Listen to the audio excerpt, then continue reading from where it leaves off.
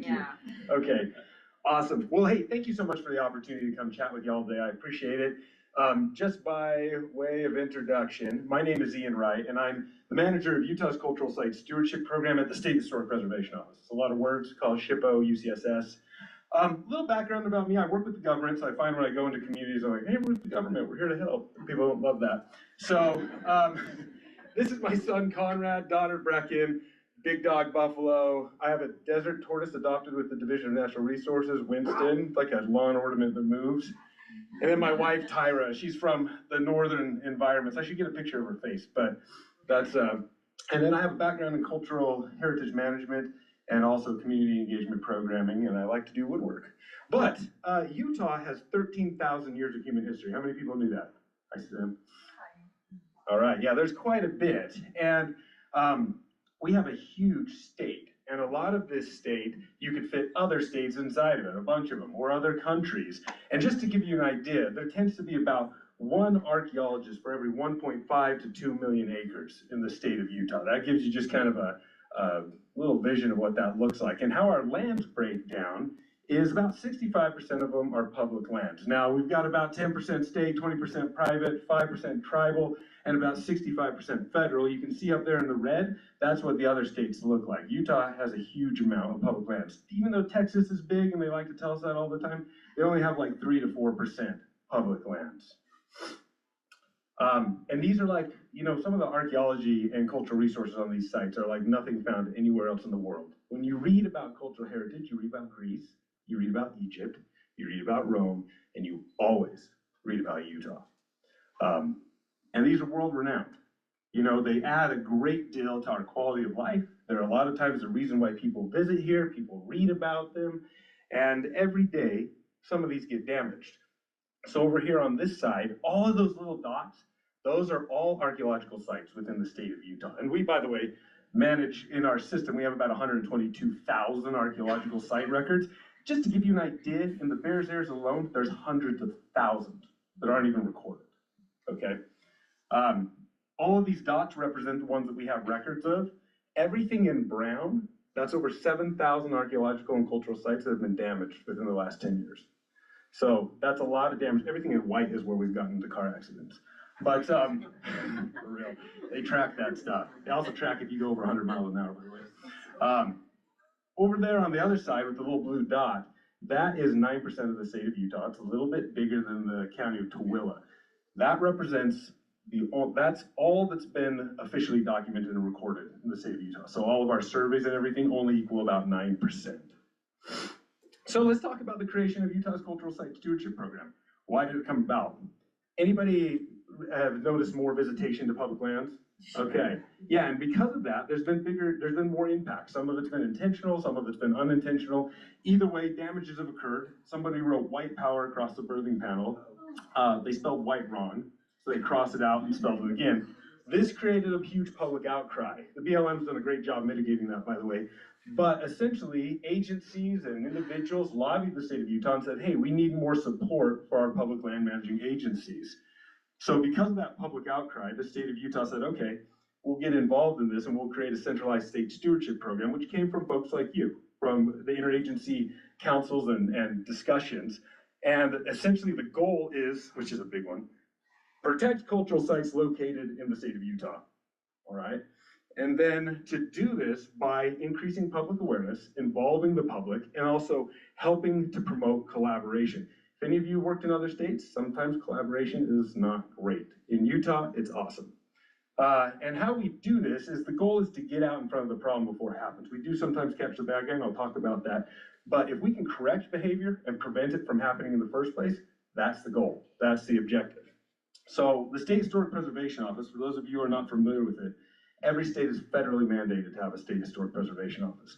In the West, they tend to be a lot bigger. They have bigger programs. So we've got all the archaeological records, building records, compliance with archaeological laws, like a check and a balance between the federal and state government.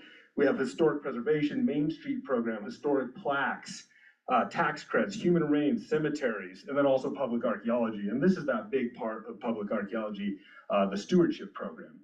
And so what this is about 17 years ago, there was this idea that, hey, up until that point, the public had been seen as more like the bad guy, the person who is the perpetrator. Well, that's not a great way to look at it since we're all members of the public. So it's like, what can we do? Let's loop the public in. Let's get more public involvement to safeguard these resources because one, they care about them, they live by them. Most of them are descendants of some type of heritage in that area.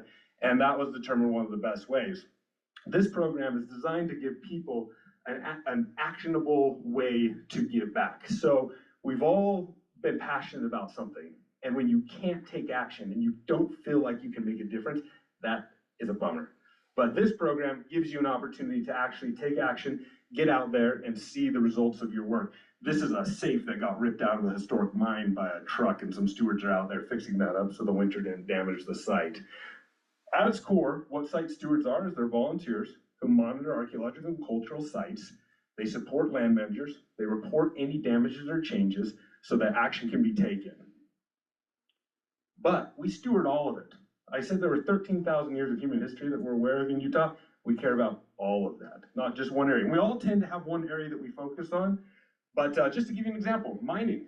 This is the Chief Consolidated Mine, one of the biggest, most impressive mines in the state of Utah. Look at that shiv well, that thing's awesome, or compressor well. Amelia Earhart crashed by it. The mine owner picked her up. Maud Fitch, the heroine in World War I who drove ambulance in France, was the mine owner's daughter, took Amelia Earhart around. We even have underground archaeology. How many of you knew that? We have maritime archaeology in Utah as well. Ranching and farming. How many of you are descendants from ranching and farming communities? Right, a few of you. We have a lot of that. Look at this. They put these cans here so rodents couldn't get up into it. Then we also have mixed use sites. Once a good campsite, always a good campsite. This one's really cool. We've got Ute Rock imagery, Fremont. We've got Greek wine growers, cowboys, ranchers, buffalo soldiers, all at this site. And this shady guy. This is Antoine Roubidoux. And he wrote in a bastardized Canadian French up on the side of the hill. But he was kind of a mountain man of the area. But neat area. So this is the largest stewardship program in the nation. There's 433 stewards actively stewarding on all lands. Now, our goal isn't just to grow. We want to grow smart. We want to get the right people involved. We monitor over 1,000 archaeological sites, and every day this adds, more land managers are adding more and more sites that need to be monitored to this. We work with every single state and land managing agency, as well as a bunch of nonprofits, for-profits, tribes. We work with private landowners, you name it, mining companies, whatever, as long as there's cultural resources on those lands. 192 land managers we report to. It's a lot of people. And what would happen is in the past, when one of those would retire, turn over, leave, whatever, the program would collapse. We've had 51 land managers turn over since this program started. But because it's managed through the state of Utah, which will, unless there's something horrific, the state of Utah will always be here, we're able to catch that, keep that going. Right now, there's non-archaeologists on the Grand Staircase. But the stewardship program is still happening and actively monitoring these sites and reporting back to the management of the staircase until that position is filled. Whoops. Okay, so becoming a site steward is pretty easy. Land managers monitor sites, they give the permission, they're the ultimate say. What we do is the administration support the volunteers, we do the trainings and the data. Everybody, doesn't matter who you are, if you're the governor, all the way down to myself, whoever, whatever, you've got to go through this training. This was established, even my boss, the State Historic Preservation Officer, he had to go through it. These are all the rangers at the, and the BLM staff in Price going through the training to monitor sites. It's 3-hour training. Then we find out what your abilities levels, what your historic interests, counties that you're willing to steward in, what types of vehicles or recreational abilities that you have. And then we get you set up on the site. This one needed an airboat, by the way. And so we go out there, you have an opportunity to meet the land managers, get familiar with the site, understand what the concerns are, the needs, the monitoring requirements, and then you're off and running. That data that is sent in from the stewards is saved forever in the state's digital database alongside the original archaeological site forms, and then it's made available to these land managing agencies. So if something ever comes up and they need that, that's about as real-time data as you can get, which is, if you're not collecting data, you're just a club. And it's really important to be able to do that. And literally the state of Utah could get hit by a nuclear bomb and that data would be fine. But there's more than one way to steward. It's not just about the shiny things, it's not just about the tangibles. It's the stories, it's the people that are connected to these resources.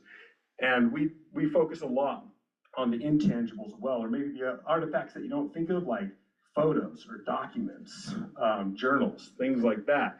And this is an example. This is the Buffalo Soldier Heritage Trail project that we've been working on. Anybody ever heard of the Buffalo Soldiers? Okay, yeah, there were 6 regiments created after the Civil War, reduced to 4. 2 of them, the 9th Cavalry and the 24th Infantry, were stationed in Utah. These guys were awesome, all right? And what we have been trying to do is establish areas that are associated with these people and put in some trail markers there, but also tell this fascinating story as of the time they spent here stationed in Utah. Now, I mentioned I talked a little bit about the law. We work very closely with law enforcement. So all of our trainings, every agency, all the states, municipalities, counties, whatever, we work with them, and they're involved with what the stewards do. Stewards are a force multiplier. It's more eyes out on the ground. It's more people that the agencies and law enforcement can rely on for support. And states that have stewardship programs see a reduction in damages, whether that's because they're actually catching people or because the education is getting out there, letting people know that people do care. It makes a difference. Here's some of the damages we received last year. We had some really significant ones. Spanish gold is the bane of my existence. Everybody thinks they can find Spanish gold. Nobody, to my knowledge, has found Spanish gold in the state of Utah. Those guys, they weren't leaving gold behind, right? But this one over here, they caught the guys because they left beer cans behind. Stewards were able to report that. 16-foot hole right there. This is where I grew up in Eureka, Utah. We have kind of a Hatfields and McCoy situation where they're pulling guns on each other and burning things, just business as usual. But one of the really cool things that we had happen is this half track was stolen off of public lands last year on Boulder Mountain.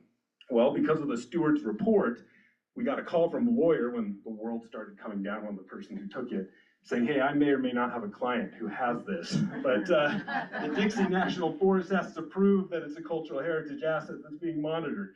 We said, yeah, no problem. We pulled the monitoring report from 9 days before and it couldn't be fought in court.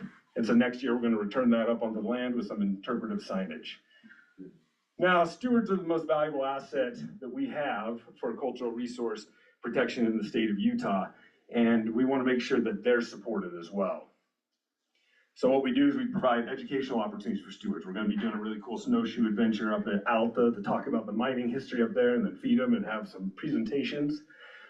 We also do site documentations, artifact processing. If you guys ever wanted to participate in these types of things, those are made available for stewards to come out and actually engage in these projects, even research. You know, we have things for every type of ability and interest. And because of all the cool things happening statewide, sometimes we all live in our little bubbles and little boxes and we only see what's going on in the area that we're focused on. We've created a podcast. It's called Beyond the 50-Year Rule, because when it's 50 years or older, it's now protected by archaeological law. But some of our stuff is newer than that we still care about. And so we provide, like our next one that's coming out is we were talking with the Forest Service Special Agent Trey Outlaw, best name ever. His grandpa was a freaking Texas Ranger. I mean, come on.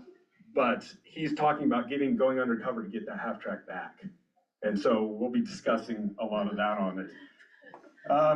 Lastly, I don't really care what people's opinions are about cultural resource management or how to recreate. Everybody's got different opinions on that, even stewardship. What does that mean? I don't know. Everybody's got a different opinion on what stewardship means.